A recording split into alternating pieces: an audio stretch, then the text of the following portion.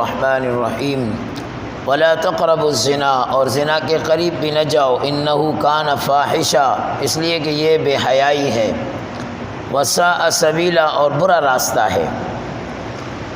اسلامی زندگی کے اصول اس رکوع میں ہم پڑھ رہے ہیں جس سے معاشرے کی اصلاح ہو سکتی ہے، ان میں سے یہ 8واں اصول آج ہم پڑھ رہے ہیں۔ انہی اصولوں کو رکھ کر ہم نے اس لیے بیچ میں اسباق کے ناغے نہیں کیے، بدھ جمعرات اور آج جمعہ درس کو موقوف نہیں کیا بلکہ برقرار رکھا۔ تو یہ 8واں اصول آج ذکر کیا جا رہا ہے کہ رب العالمین فرماتے ہیں کہ زنا کے قریب نہ جاؤ، یہ بے حیائی ہے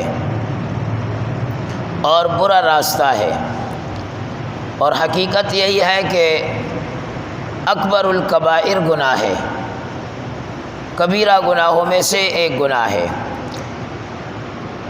ایک صحابی آ کر کہتے ہیں یا رسول اللہ، میرا دل فلاں عورت کے ساتھ زنا کرنے کو چاہ رہا ہے، آپ مجھے اجازت دے دیجیے۔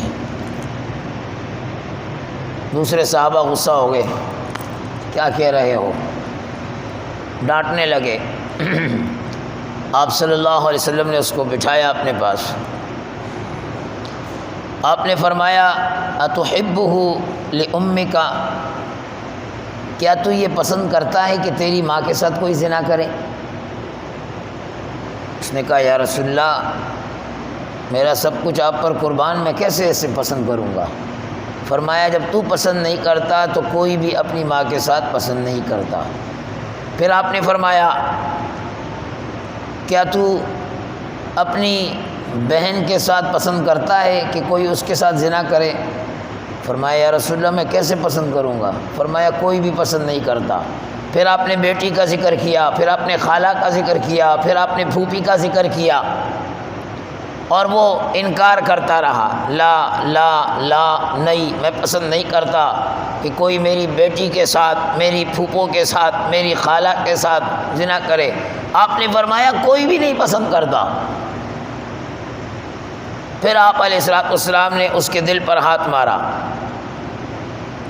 اور آپ نے دعا پڑھی، اللہم طہر قلبہ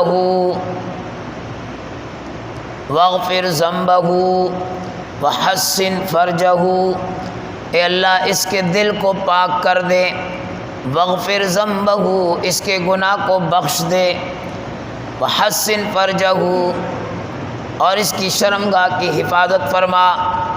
جب ہاتھ لگا اس کے دل میں ٹھنڈک محسوس ہوئی۔ صحابہ فرماتے ہیں کہ پھر پوری زندگی ہم نے اسے کبھی زمین سے آنکھ اٹھا کر اوپر چلتے ہوئے نہیں دیکھا۔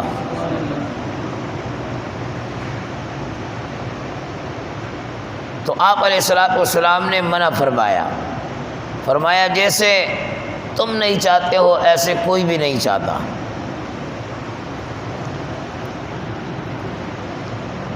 اور بڑا عجیب قسم کا گناہ ہے۔ فرمایا کتابوں میں آتا ہے کہ جب زانی زنا کر رہا ہوتا ہے تو اس کے اندر سے ایمان نکل جاتا ہے اور وہ سر پر سائے کی طرح منڈلاتا ہے۔ رب العالمین پوچھتے ہیں ایمان اس کے دل سے کیوں نکل گیا؟ ایمان کہتا ہے اللہ مجھے شرم آتی ہے کہ میں اس کے دل میں ہوں اور یہ منہ کالا کرے۔ اگر خدا نخواستہ اس وقت موت آ جائے، موت آ جائے تو اس آدمی کا کیا حشر ہوگا؟ آپ علیہ الصلوۃ والسلام چونکہ سورت بنی اسرائیل ہے، معراج شریف سفر پر گئے، آپ نے دیکھا کہ کچھ لوگ ایسے ہیں جن کو آگ کی کینچیوں سے ان کی کھال کو کاٹا جا رہا ہے، آگ کی کینچیوں سے۔ آپ نے فرمایا جبرائیل یہ کون لوگ ہیں؟ فرمایا یا رسول اللہ یہ وہ لوگ ہیں جو بن ٹھن کر زنا کے لیے جاتے تھے۔ پھر آپ نے ایک اور گڑھے میں دیکھا کہ کچھ لوگ آگ کی گڑھے میں پڑے ہوئے ہیں۔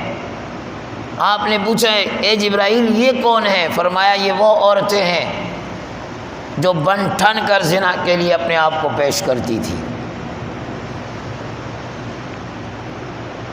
تو یہ جتنے اصول ہیں یہ اصول دنیا کے سامنے اگر دنیا والے اس پر عمل کر لیں وہاں امن نہ آئے، یہ ہو نہیں سکتا۔ یہ قرآن کے اتنے بہترین اصول ہیں، شروع سے ہم چلتے آ رہے ہیں، اور کیسے بہترین طریقے سے اللہ رب العالمین سمجھا رہے ہیں۔ اور زنا کی اپنی نحوستیں ہیں، حدیث میں آتا ہے غریبی آ جاتی ہے، مفلسی آ جاتی ہے، عمر ختم ہو جاتی ہے، کم ہو جاتی ہے، چہرے کی رونق ختم ہو جاتی ہے، اور اللہ رب العالمین بھی ایک حدیث میں آتا ہے قسم کھاتے ہیں کہ مجھے قسم ہے کہ میں ایسے زناکار کو مفلسی میں ضرور مبتلا کروں گا اگرچہ کچھ وقت لگ جائے۔ اللہ قسم اٹھاتا ہے۔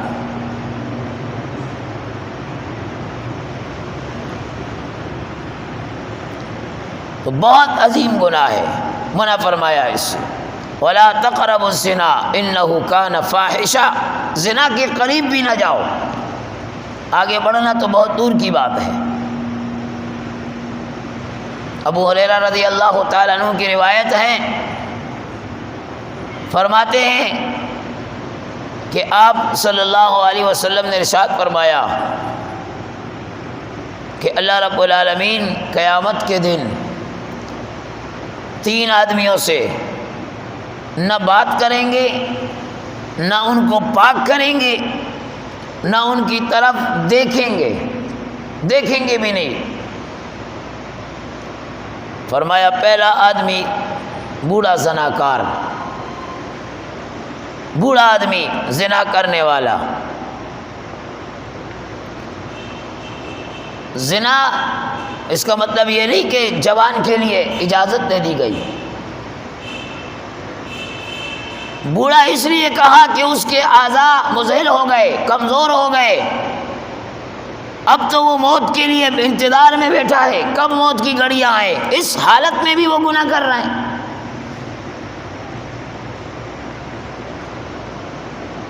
ایسے آدمی کی طرف اللہ دیکھیں گے بھی نہیں، پاک بھی نہیں کریں گے، چلو جہنم میں جل کر پاک ہو کر دوبارہ نکل کر آ جائے۔ دوسرا فرمایا جھوٹا بادشاہ،